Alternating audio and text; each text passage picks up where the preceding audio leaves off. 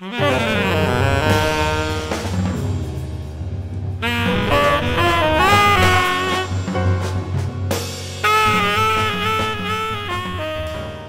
met David in the very early 70s. The place, I'm not sure, it could have been at 501 Canal Street, or it could have been up at WKCR or Studio Rivby.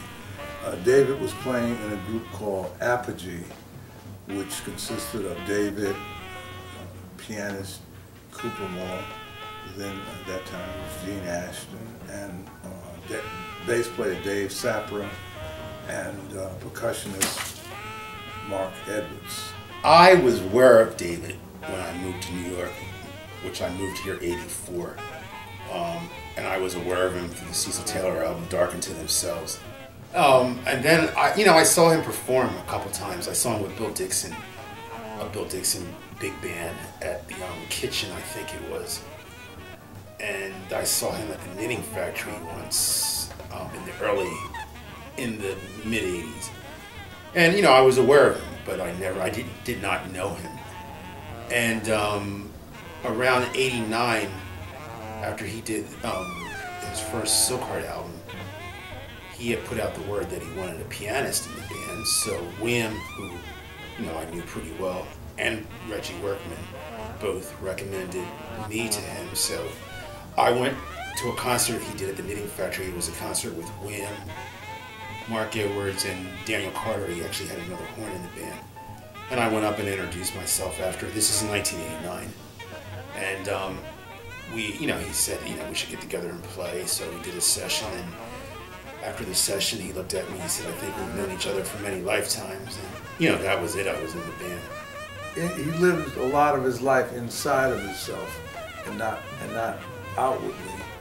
And his main focus in his life was on meditation and aspects of spirituality, and part of that was playing music.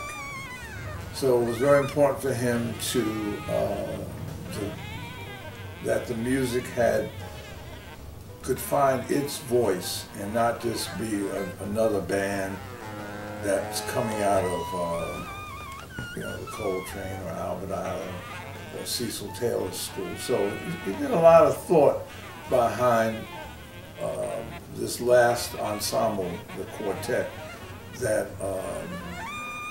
that emerged, because previously David worked a lot with Beaver Harris and Brian Smith and Cooper Moore playing piano, and also he had a trio with Brian Smith and Beaver. The Beaver work coming out of that Dark Onto Themselves record with Cecil. And so he basically felt that if he had to tell you what to do, then you might not be the right person for the band. So he kind of gave very sparse indications and directions, and just let the music guide us. And he said things when they needed to be said, but basically it was picking the right personnel who could breathe and flow with the music that was being created in the compositions. And I think the quartet did an excellent job at doing that. I mean, if you got to know him, he was actually one of the most jovial personalities I've ever met. He had an intense sense of humor, and he really liked to kind of probe at you and play little jokes. He had names for all of us. I was William was the professor, and I was the doctor. He said I could, take a piece of music and do surgery to it. So, he always called me the doctor. And Guillermo was youngin', and he had names for other people too that I'm not going to say. But as William said, he was a very introspective person.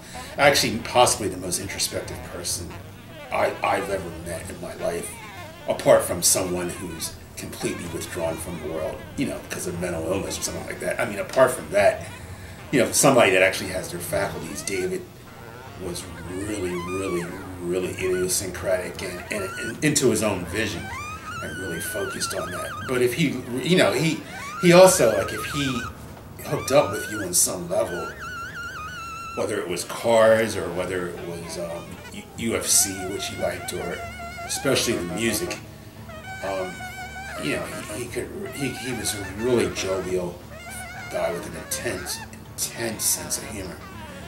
So, but I do see how somebody could find him intimidating, because he really expected respect from people, and if you approached him in a way that he wasn't kind of sure about, there could be a there could be a little resistance.